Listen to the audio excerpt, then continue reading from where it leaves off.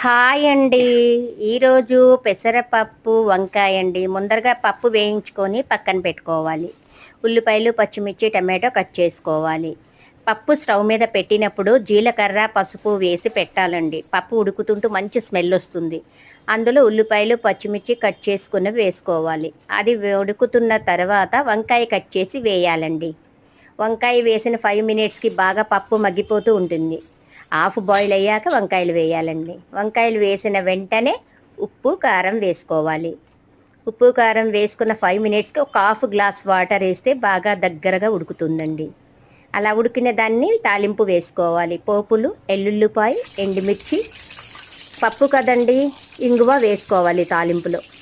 పప్పు రెడీ అయిపోయిన తర్వాత పప్పులో లాస్ట్ ఫైనల్గా కొత్తిమీర వేయాలండి.